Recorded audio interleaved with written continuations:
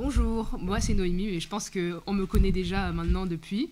Je suis arrivée ici en mars 2024, mais c'est vraiment en début 2025 que j'ai commencé à croire. En fait, pour être très très franche, j'avais beaucoup d'a priori sur les religions avant, mais je vais vous partager ce que Dieu a fait dans mon cœur. En fait, j'ai eu une éducation catholique, mais moi, ça n'a jamais été mon truc. Je me suis toujours dit que c'est pas mon truc, parce que j'étais plutôt du côté philosophe, historique. Et quand je voyais ce qu'il y a eu dans l'histoire, je pensais aux croisades, je pensais aux meurtres, à tout ce qui s'est passé par rapport à la religion. Donc moi, je me disais non, c'est pas pour moi, je suis pas d'accord avec ça.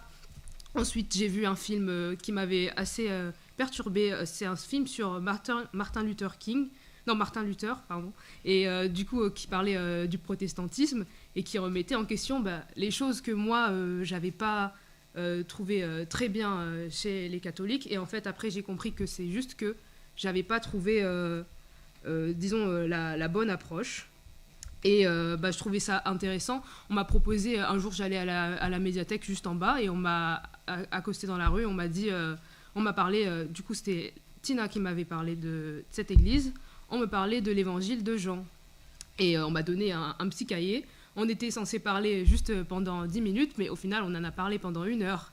Et je suis rentrée chez moi avec le petit livret, je l'ai lu. J'étais toujours sceptique, mais c'était un samedi. Elle m'a dit reviens demain. Donc moi, je suis quand même quelqu'un d'assez curieux et assez ouvert, donc je suis revenue, mais je ne croyais pas du tout. Et je ne sais pas pourquoi, mais il y a quelque chose qui me poussait à revenir dimanche après dimanche. Je continuais à revenir, je revenais, et finalement, mon cœur était de moins en moins dur, et j'ai commencé surtout à lire la Bible, parce qu'avant, j'avais juste une vague idée de ce que c'était la Bible, mais on m'avait jamais vraiment fait lire la Bible. En fait, dans mon éducation catholique, on lisait quelques versets, mais on n'a jamais fait une étude biblique comme on fait ici, où on explique vraiment les choses avec précision. Et c'est vraiment, comment dire, ça a quelque chose de scientifique. Souvent, les gens, ils vous disent il faut écouter votre cœur. Mais je trouve que la Bible, elle met surtout l'accent sur la science et l'intelligence et la connaissance de la Bible. C'est pas juste dire il faut être gentil, c'est ça, avoir du cœur. Non, c'est vraiment connaître la Bible et voir les vraies choses qui y sont dites, parce que si on écoute notre cœur, parfois on peut être mauvais, on peut être trop émotif, alors que si on pense avec notre tête et qu'on lit vraiment la Bible et qu'on comprend le vrai sens des choses, pour moi c'était beaucoup plus clair, beaucoup plus logique, et j'ai aimé cette approche. Et c'est pour ça que vraiment début 2025, c'est là que j'ai commencé à bien croire et à être beaucoup plus dans la foi. Et comme dit Romains 10-17, ainsi la foi vient de ce qu'on entend, et ce qu'on entend vient de la parole de Christ. Donc c'est exactement ce que j'ai vécu en lisant la parole, et c'est comme ça que la foi est venue dans mon cœur. J'ai découvert un Dieu d'amour, et un Dieu qui peut être parfois strict, et c'est ok, parce que ça fait sens en fait. C'est comme un père qui laisserait tout faire à son enfant, ça n'aurait pas de sens. Il faut quand même être un peu dur parfois, mais c'est ça l'amour au final. C'est ça que j'ai compris. Et au départ, j'avais beaucoup de doutes, j'avais peur de ne pas être sauvée, je ne voulais pas me faire baptiser, je me disais je suis pas prête. Et maintenant j'ai compris, j'ai confiance en mon cœur, j'ai compris que j'ai le salut et que je suis sauvée, et je me sens très très bien. Et je vous laisse sur ce dernier verset, 2 Corinthiens 5-17. Si quelqu'un est en Christ, il est une nouvelle créature. Les choses anciennes sont passées, voici toutes choses sont devenues nouvelles. Donc merci Seigneur pour ton amour et pour ce que tu as fait dans ma vie. Et je sens vraiment un changement radical. Voilà pour tout, c'est tout.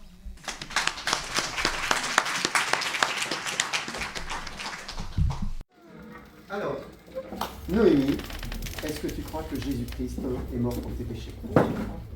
Est-ce que tu as décidé de donner ta vie à Jésus-Christ Oui. Et de le suivre jusqu'à ce qu'il vienne te chercher? Oui. Donc qu'il te reprenne. Très bien. Alors en vertu de ta confession, nous te baptisons au nom du Père, du Fils, du Saint-Esprit. Assieds-toi.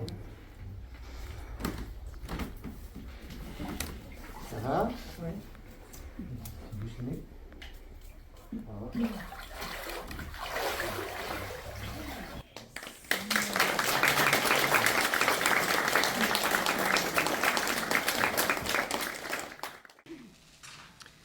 Voilà. Alors, il y a 2 mois, si vous étiez là, si vous avez ou bien écouté le message sur Internet, j'avais prêché sur le fait d'avoir des oreilles. Vous vous souvenez, Jésus a dit que celui qui a des oreilles pour entendre, entende. Donc, et j'étais parti donc sur une parabole, la parabole du semeur. Et à l'époque, je ne m'étais pas trop attardé sur la parabole en elle-même. J'ai plutôt développé sur cette question d'entendre, d'écouter la parole de Dieu et ce que Dieu nous dit. Et maintenant, j'aimerais reprendre cette parabole dans l'évangile de Luc et on va un peu plus y réfléchir. Donc Luc 8, versets 4 à 8. Nous lisons « Une grande foule s'étant assemblée et des gens étant venus de diverses villes auprès de lui, il dit cette parabole. Un semeur sortit pour semer sa semence. Comme il semait, une partie de la semence tomba le long du chemin. Elle fut foulée aux pieds, et les oiseaux du ciel la mangèrent. Une autre partie tomba sur le roc. Quand elle fut levée, elle sécha, parce qu'elle n'avait point d'humidité. Une autre partie tomba au milieu des épines. Les épines crurent avec elle et l'étouffèrent. Une autre partie tomba dans la bonne terre. Quand elle fut levée, elle donna du fruit au centuple. Après avoir ainsi parlé, Jésus dit à haute voix que celui qui a des oreilles pour entendre, entende. On va courtement s'incliner encore dans la prière. Seigneur, merci. Merci pour cette belle journée, ce beau jour, Seigneur, où encore un de tes enfants te confesse ouvertement, publiquement, et veut t'obéir et marcher avec toi. Seigneur, nous te remercions pour ce jour de baptême. Nous prions que tu bénisses ta parole. Ta parole est la vie, Seigneur, et elle est une puissance qui fait germer dans nos cœurs la foi. Seigneur, que tu la bénisses encore ce matin. Au nom de Jésus-Christ. Amen. Donc, nous avons un semeur dans cette parabole. Le semeur, c'est le Seigneur lui-même, bien sûr. Il sème la semence. La semence, vous le savez, pour beaucoup, c'est la parole de Dieu. Et il est clair que le Seigneur Jésus n'arrêtait pas, en fait, n'a eu de cesse d'enseigner, de semer la parole. Et il continue à le faire aujourd'hui. Chaque fois que la parole est prêchée, qu'elle est annoncée, eh bien, c'est encore le Seigneur qui sème sa semence. Mais quand un semeur sème, il est vrai que la semence peut tomber dans différents types de terrains. Bien sûr, on souhaite que la semence tombe dans une terre qui est meuble, qui est grasse, qui l'accepte et qui va tout de suite porter du fruit. C'est ce qu'on désire quand on sème. Mais ce n'est pas toujours le cas. Quand on sème, ça peut tomber aussi sur le bord du champ et tomber dans d'autres terrains. Et c'est ce que nous avons ici. Jésus nous décrit 4 types de terrains qui sont finalement 4 types de cœurs. Il nous décrit le cœur humain ici. Pourquoi ? Parce qu'on ne réagit pas tous de la même manière à la parole de Dieu. Jésus décrit 4 réactions différentes à l'écoute de la Bible. 4 réactions qui révèlent ce que nous sommes intérieurement dans notre cœur. Alors j'ai donné pour titre à ce message « La parole divine révèle le cœur ». Elle révèle le cœur de l'homme. Parce que c'est vraiment ce qui se passe. Alors on va se pencher d'abord sur le premier terrain. Le premier, c'est le long du chemin. On va relire le verset 5. Un semeur sortit pour semer sa semence. Comme il semait, une partie de la semence tomba le long du chemin. Elle fut foulée aux pieds et les oiseaux du ciel la mangèrent. Donc ça, c'est une situation assez courante que de voir les oiseaux prendre la semence qui est à la surface, elle est visible. Pourquoi ? Parce qu'elle n'a pas pénétré la terre. Maintenant, depuis qu'on est à la maison, on a semé plusieurs fois du gazon parce que le gazon, ça ne tient pas du tout ici, vous le savez. Et on a pris l'habitude maintenant de mettre du terreau au-dessus. On met une petite couche de terreau et comme ça, les oiseaux ne viennent pas faire leur repas. Ça permet de prendre. Mais quand c'est à la surface comme cela, hop, tout de suite, ils viennent se servir. Alors Jésus donne l'explication un petit peu plus loin. On va lire versets 11 et 12, Luc 8, 11 et 12. Il dit « Voici ce que signifie cette parabole. La semence, c'est la parole de Dieu. Ceux qui sont le long du chemin, ce sont ceux qui entendent, puis le diable vient et enlève de leur cœur la parole, de peur qu'ils ne croient et soient sauvés. » Donc le long du chemin, c'est une représentation d'un cœur qui est dur, d'un cœur qui a la terre est tassée. Elle est tellement tassée que ça ne pénètre pas. La semence n'arrive pas à pénétrer. Vous jetez et eh bien, elle reste en surface. Et même, elle est foulée aux pieds. C'est le long du chemin. Donc, on la piétine. Hein. On n'en fait pas cas. Et ça représente une partie de notre humanité, finalement, qui rejette la Bible. Hein. La semence ne pénètre pas en eux. Hein. Ils n'en ont rien à faire des Saintes Écritures. La Bible, au mieux, c'est un ancien livre d'histoire.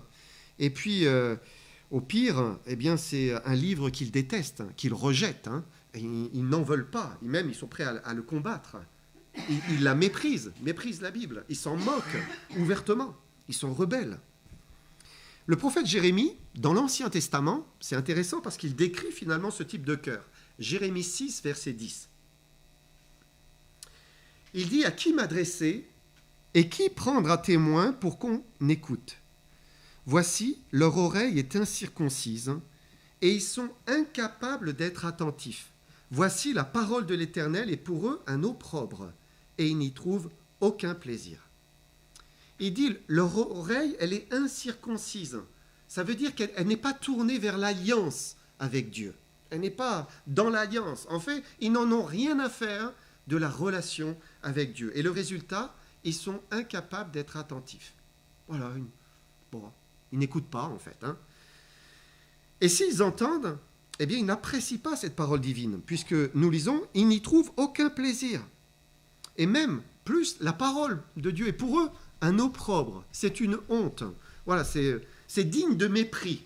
Vous voyez comment il la rejette. Hein. Et on revient ici sur l'idée, en fait, ils piétinent la parole de Dieu. Ils marchent dessus. Ils n'en font pas cas. Et parfois, on partage la Bible, hein, mais ce type de cœur, il n'en a rien à faire, en fait, des Écritures. Il méprise la Bible. Il voit même Dieu comme un ennemi, malheureusement. Alors, qu'est-ce que fait le diable ? Ben, il vient et il ôte bien vite la parole de leur cœur, hein, il l'enlève, hein, il vient court-circuiter, hein, en quelque sorte, il enlève même le souvenir, hein, le fait d'y penser. C'est facile parce qu'elle est en surface, elle n'a pas pénétré. Alors le diable l'enlève. Pourquoi le diable fait cela ? C'est intéressant. Jésus dit, de peur qu'il ne croie et soit sauvé. C'est fort. Parce que la semence pourrait peut-être pénétrer hein, quand même, et prendre racine le long du chemin. Ce n'est pas complètement impossible. Même si elle est tassée, même si le cœur est dur, même si elle est rebelle, qu'est-ce qu'il faut ? Il faut de la pluie. Hein ? S'il y a suffisamment d'eau, hein, ça peut de nouveau laisser finalement la semence prendre racine. Hein. Et ça doit nous encourager à prier pour des personnes que nous aimons, mais qui aujourd'hui sont dures, ne reçoivent pas, sont blindés, en fait. Ils rejettent la parole de Dieu. Eh bien, il ne faut pas cesser de prier. Nous les aimons, mais prions pour eux. Continuons, parce que par la prière, on est en train d'arroser, hein, finalement. Et qui sait si à un moment, il n'y a pas une petite graine qui finalement va trouver son chemin entre la terre tassée et puis prendre racine et pousser. Paul dit que Dieu peut donner la repentance même à des ennemis de l'Évangile. Hein, est-ce que c'est pas ce qu'il a fait avec Saul de Tarse ? C'était un ennemi de l'Évangile de Jésus-Christ. Hein. Et pourtant, on va lire juste un passage dans 2 Timothée 2, versets 24 à 26. Il dit « Or, il ne faut pas qu'un serviteur du Seigneur ait des querelles. Il doit au contraire être affable pour tous, propre à enseigner, doué de patience. Il doit redresser avec douceur les adversaires, dans l'espérance que Dieu leur donnera la repentance pour arriver à la connaissance de la vérité. Et que, revenus à leur bon sens, ils se dégageront des pièges du diable qui s'est emparé d'eux pour les soumettre à sa volonté. » C'est quand même beau, hein ? Ça veut dire qu'il y a quand même de l'espoir, même pour des ennemis de l'Évangile. La semence qui tombe le long du chemin. Deuxième terrain, le sol qui est rocailleux. Verset 6, on reprend Luc 8, 6. Une autre partie tomba sur le roc. Quand elle fut levée, elle sécha parce qu'elle n'avait point d'humidité. Donc cette semence, elle est tombée sur un terrain qui est rocheux. Donc il y a un peu de terre. Hein. Il y a quand même une fine couche de terre, peut-être quelques centimètres. C'est pas très profond, hein, mais c'est suffisant pour que, quand même, ça prend racine, hein, ça commence à sortir de terre, c'est ce que Jésus dit, la semence leva. Mais comme ce n'est pas suffisant, hein, comme on ne trouve pas d'humidité dans la roche qui est en dessous, eh bien, ça finit par sécher. Jésus dit, verset 13, « Ceux qui sont sur le roc, ce sont ceux qui, lorsqu'ils entendent la parole, la reçoivent avec joie, mais n'ont point de racine. Ils croient pour un temps et ils succombent au moment de la tentation. » Donc, ils reçoivent la parole avec joie. Il y a un enthousiasme, hein, c'est un autre type de cœur qui s'enflamme facilement. Il entend la parole de Dieu, c'est la vérité. Oh, mais c'est merveilleux, je ne connaissais pas, je ne savais pas. Ils sont, zélés, soudain, ça peut être démonstratif même. Hein. Et ils croient. C'est ce que Jésus dit, ils croient. Mais il dit pour un temps. Ils croient pour un temps. Et bien que on ne cesse pas de dire et de répéter, le salut vient par la foi. Il faut croire en Jésus-Christ qui a donné sa vie pour nos péchés. On n'arrête pas de le répéter, hein. Le salut vient par la foi. Mais il y a une foi qui ne sauve pas. Il y a une foi qui est stérile. C'est une foi qui ne prend pas racine dans un cœur qui est repentant pour ses péchés. C'est une foi qui reste là, en haut, et qui ne descend pas. Il y a un exemple dans le livre des Actes de cette foi qui ne sauve pas. Donc la scène se passe en Samarie, c'est la ville de Samarie, et c'est l'évangéliste Philippe qui est descendu, la Bible dit, pour prêcher le Christ. Donc voilà, il enseigne la parole de Dieu, il prêche. En même temps, beaucoup de miracles se produisent. Des démons sont chassés, hein, des démoniaques sont libérés, des paralytiques, des boiteux sont guéris, se relèvent, beaucoup de conversions. Et il y a dans cette ville un certain Simon. Alors on va prendre ensemble Acte 8 et on va lire les versets 9 à 13. Il y avait auparavant dans la ville un homme nommé Simon qui, se donnant pour un personnage important, exerçait la magie et provoquait l'étonnement du peuple de la Samarie. Tous, depuis le plus petit jusqu'au plus grand, l'écoutaient attentivement et disaient « Celui-ci est la puissance de Dieu, celle qui s'appelle la Grande. » Ils l'écoutaient attentivement parce qu'il les avait longtemps étonnés par ses actes de magie. Mais quand ils eurent cru à Philippe, qui leur annonçait la bonne nouvelle du royaume de Dieu et du nom de Jésus-Christ, hommes et femmes se firent baptiser. Simon lui-même crut. Et après avoir été baptisé, il ne quittait plus Philippe, et il voyait avec étonnement les miracles et les grands prodiges qui s'opéraient. Si l'histoire s'arrêtait là, on se dirait, mais waouh, quelle belle conversion, c'est merveilleux. Un magicien, quelqu'un qui fait des choses occultes, s'est tourné vers Jésus-Christ, voilà, il a cru, il s'est fait baptiser, formidable. Mais l'histoire ne s'arrête pas là. En fait, la suite nous montre une autre histoire. Néanmoins, avant de continuer, j'aimerais faire une parenthèse. Donc, j'ouvre une parenthèse ici pour pouvoir comprendre la suite. Il faut que je vous explique un détail qui est important. Dans l'évangile de Matthieu, donc vous vous souvenez probablement en Matthieu 16, 19, Jésus a dit à l'apôtre Pierre, il a dit « Je te donnerai les clés du royaume des cieux. Ce que tu lieras sur la terre sera lié dans les cieux. Ce que tu délieras sur la terre sera délié dans les cieux. » Pierre a donc reçu du Seigneur Jésus l'autorité, la puissance d'ouvrir le royaume des cieux. C'est ce qu'il dit. Alors vous savez, les hommes ont plusieurs interprétations. Certains imaginent que Pierre est à la porte parfois et il est à la porte du ciel et il attend. Toi, bah oui, tu peux. Toi, non. Voilà, non. Pour d'autres, notamment dans la religion catholique, on enseigne que Pierre aurait été le premier pape. Et donc, c'est lui qui a les clés, finalement. C'est par lui qu'il faut passer, puisqu'il faut passer par l'Église catholique. Hors de l'Église, point de salut. En plus, Jésus a dit, tu es Pierre, et sur cette pierre, je bâtirai mon Église. Donc, ils disent, il faut passer absolument par l'Église catholique, puisque c'est Pierre qui a les clés du royaume. C'est pas ce qu'enseigne la Bible. En lisant le livre des Actes, on voit que c'est Pierre qui va ouvrir la porte du salut vraiment à plusieurs groupes de personnes. On voit ça dans le livre des Actes, donc. Par exemple, on ne va pas le prendre ensemble, mais en acte 2, vous vous souvenez de la Pentecôte? Qu'est-ce qui se passe? Le Saint-Esprit descend, ils reçoivent, les disciples reçoivent l'Esprit, sont baptisés du Saint-Esprit, hein, et se mettent à parler en langue. Et à ce moment-là, Pierre se lève et dit « Hommes frères, hommes juifs, hommes israélites », et il leur prêche l'évangile de Jésus-Christ. Et par lui, eh bien, 3000 et puis d'autres encore se convertissent à Jésus-Christ. Il a ouvert la porte, hein, il avait la clé pour les Juifs. Si on va un petit peu plus loin, au chapitre 10 dans les Actes, c'est encore Pierre. Vous vous souvenez la nappe qui descend, des animaux impurs, et puis il comprend que, ben oui, il doit aller voir le païen Corneille, hein, et ses amis. Il leur prêche l'évangile, ils reçoivent le Seigneur, ils sont sauvés. Donc il ouvre le salut aux païens.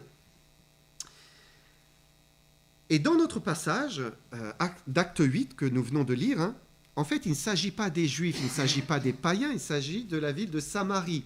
C'est les Samaritains. Les Samaritains, c'était un mélange, hein, ils étaient métissés entre Juifs et païens. Donc, c'est comme un autre groupe, hein, de personnes, et il fallait que Pierre intervienne là encore, puisque eh bien, c'est lui qui avait reçu les clés pour ouvrir, hein, le salut à tous les hommes.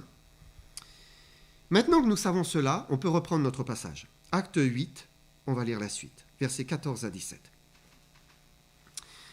Les apôtres qui étaient à Jérusalem, ayant appris que la Samarie avait reçu la parole de Dieu, y envoyèrent Pierre et Jean. Ceux-ci, arrivés chez les Samaritains, prièrent pour eux afin qu'ils reçoivent le Saint-Esprit, car il n'était encore descendu sur aucun d'eux. Ils avaient seulement été baptisés au nom du Seigneur Jésus. Alors Pierre et Jean leur imposèrent les mains et ils reçurent le Saint-Esprit. Et là, on comprend mieux, en fait. Hein. Ils ont tous cru. Oui, ils ont cru, hein, mais ils n'avaient pas encore reçu le Saint-Esprit. Il fallait que Pierre eh bien, vienne et leur ouvre la porte, finalement, hein, et qu'ils puissent recevoir le Saint-Esprit. Mais il y a quelqu'un qui est spectateur ici. C'est Simon. En fait, il regarde la scène de l'extérieur. Hein. Acte 8, versets 18 à 20. Lorsque Simon vit que le Saint-Esprit était donné par l'imposition des mains des apôtres, il leur offrit de l'argent en disant « Accordez-moi aussi ce pouvoir, afin que celui à qui j'imposerai les mains reçoive le Saint-Esprit. » Mais Pierre lui dit « Que ton argent périsse avec toi, puisque tu as cru que le don de Dieu s'acquérait à prix d'argent. » Qu'est-ce qui s'est passé dans le cœur de Pierre là? Il était enthousiaste. Oh, c'est formidable, la parole de Dieu, prêchée. Il a vu les miracles qu'il accomplissait. Il a cru. Mais il a cru parce qu'il était intéressé. C'est ça, il y a vu un profit. Hein. Pas parce qu'il se repentait de ses péchés. Pas parce qu'il voulait que Jésus soit son Seigneur et son Sauveur et pour le suivre. Hein. Non, pas du tout. Et la foi qui ne sauve personne, c'est la foi par intérêt. Quand on cherche un intérêt à quelque chose. Chacun peut trouver un intérêt. Simon, il se disait, je vais croire parce que, eh bien, après, eh bien, je pourrais faire des miracles comme Philippe. Et je pourrais baptiser du Saint-Esprit comme Philippe. Alors, eh bien, ça vaut le coup. Pour d'autres, vous savez, croire, c'est l'occasion peut-être d'intégrer une communauté chrétienne. Pourquoi? Parce qu'on a besoin d'un lien social. Parfois, on se sent seul, voilà, on est à l'écart. C'est vrai, il y a des amitiés, il y a de l'amour. Hein. C'est une famille, une église. Hein. Mais joindre cette famille, ça ne devrait pas être le motif premier. Le motif premier, c'est Jésus-Christ. On cherche Jésus-Christ. Aussi, parfois, certains croient parce qu'ils ont juste besoin d'aide. Voilà, ils sont à un moment dans leur vie où il y a un vrai besoin qui se fait ressentir. Hein. Alors, ils veulent bien croire en Jésus. On peut se poser la question, pourquoi je crois, moi, si je crois, si vous croyez? Pourquoi croyez-vous? Est-ce que c'est vraiment parce que vous placez votre confiance en Jésus-Christ, hein, mort pour vous? Est-ce que vous croyez parce que vous l'avez cherché et vous l'avez trouvé? C'est ça. Si notre foi, elle est ancrée dans un désir sincère de connaître Dieu, si elle prend racine en lui, alors oui, c'est la vraie foi. Mais s'il n'y a pas ce désir de le connaître, de vivre une expérience spirituelle avec lui, alors ce n'est pas la vraie foi, ça. C'est une foi qui est juste intellectuelle. Et dès que l'épreuve frappera à notre vie, si nous n'avons que cette foi-là, eh bien, on lâchera la main de Jésus, de l'Église, de la Bible. Voilà, on se détournera. Quelles sont les raisons qui nous poussent vers Dieu, vers l'Église? Est-ce que c'est vraiment le Seigneur lui-même? Pour terminer avec ce point, juste Jean, chapitre 17 et verset 3. Or, la vie éternelle, c'est qu'ils te connaissent, toi, le seul vrai Dieu, et celui que tu as envoyé, Jésus-Christ. Voilà, c'est ça l'important. L'important, c'est de connaître Dieu, connaître Jésus-Christ. C'est le cœur.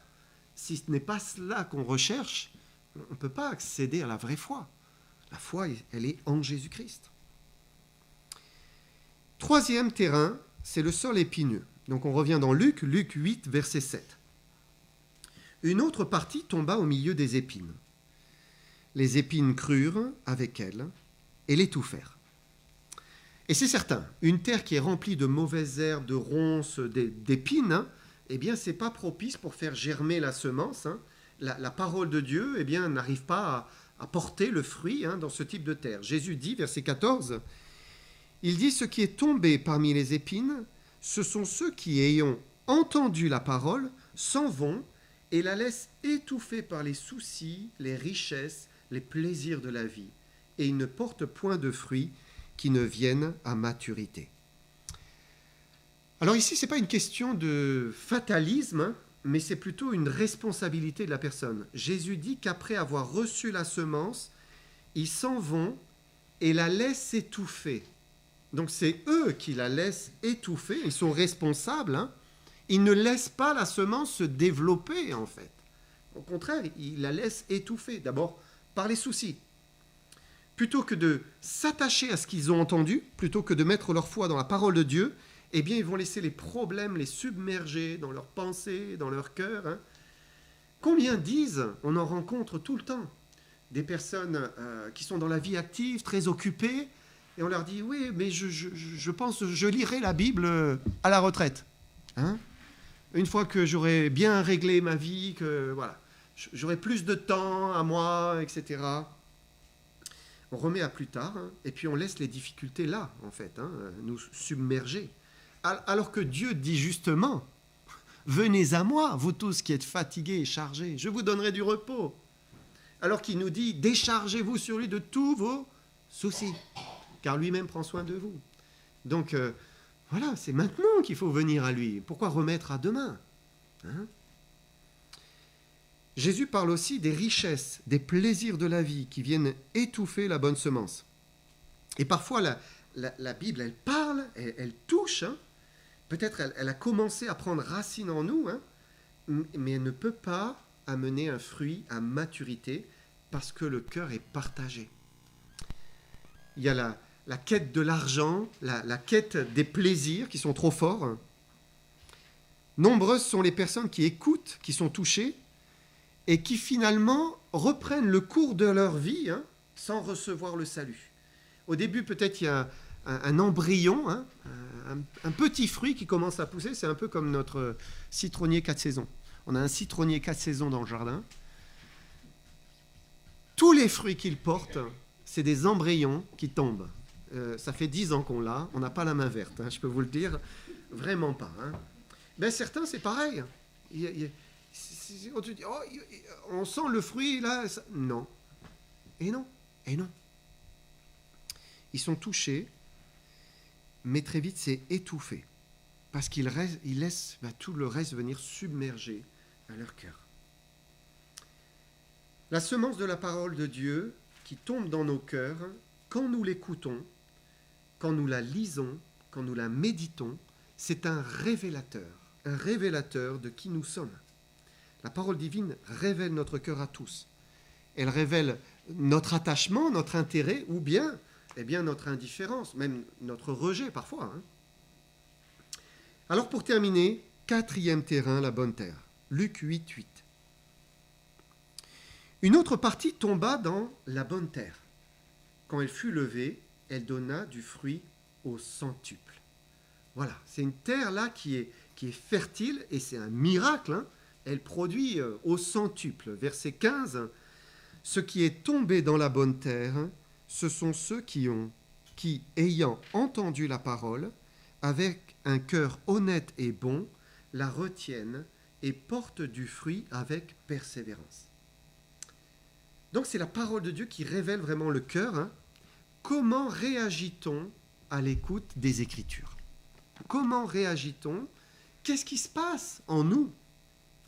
Ici, il y a l'idée de recevoir la parole avec un cœur honnête et bon dans le sens de bien disposé. Un cœur honnête et bien disposé. La Bible, elle est tranchante. Hein. Il est dit que c'est une épée à double tranchant qui sépare âme et esprit, qui juge les sentiments, les pensées du cœur. La Bible est tranchante. Elle met le doigt sur notre péché. Dieu met le doigt sur notre péché.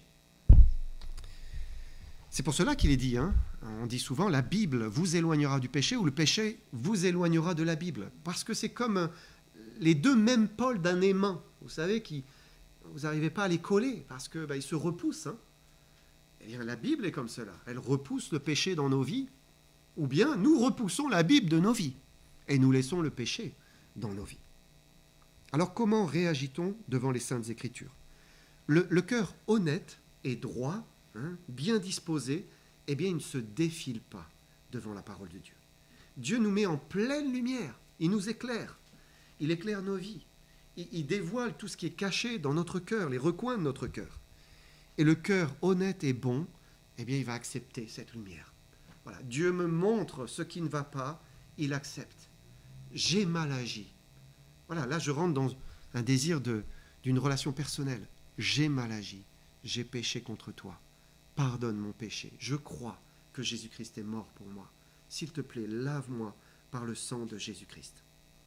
Le cœur malhonnête, lui, il va vite se braquer. Il va pas accepter hein, qu'on mette le doigt sur son péché. Hein. Il va fuir la lumière, il va préférer les ténèbres, comme dit Jésus dans l'évangile de Jean. Pourquoi? Parce que ses œuvres sont mauvaises. Il pratique le péché. Il ne veut pas sortir du péché. Alors, eh bien, voilà, il n'aime pas cette culpabilité. Il ne voudra pas reconnaître, il ne voudra pas se repentir. Il va fuir. Fuir la vérité, fuir la Bible, fuir la lumière, fuir l'Église. Quel type de terre sommes-nous? La bonne terre, elle accepte ce qui vient de Dieu. Elle retient cette parole et elle produit du bon fruit. Le bon fruit, c'est la repentance. Voilà, on se repent. Hein. Et puis c'est la confiance. C'est la confiance en Dieu, c'est la foi. Et puis c'est la consécration à Dieu. Là, c'est un acte de consécration. Hein. S'avancer avec le Seigneur, c'est ce que Noémie a vécu. Hein. À force de venir à l'église, à force d'écouter la parole de Dieu, à force de la lire, hein, eh bien, elle a cru. Oui, vraiment, je crois. Je crois que je suis pécheresse. Je crois que Jésus a payé pour moi. Et je crois qu'il me sauve. Si je viens à lui, je lui demande de me sauver.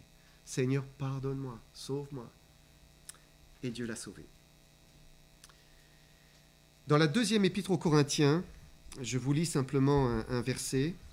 Paul va dire à la fin de la lettre, il va dire « Examinez-vous vous-même pour savoir si vous êtes dans la foi. Éprouvez-vous vous-même. » C'est ce que Dieu nous demande. Hein.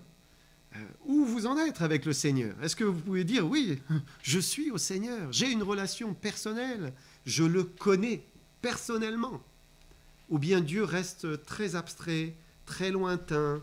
Voilà, vous savez qu'il existe peut-être, vous croyez. Hein, tout est là. Vous croyez. Mais il faut que ça descende là, dans l'âme, dans le cœur, dans l'esprit, par l'esprit. Alors, eh bien, est-ce que vous avez reçu ce message de l'Évangile?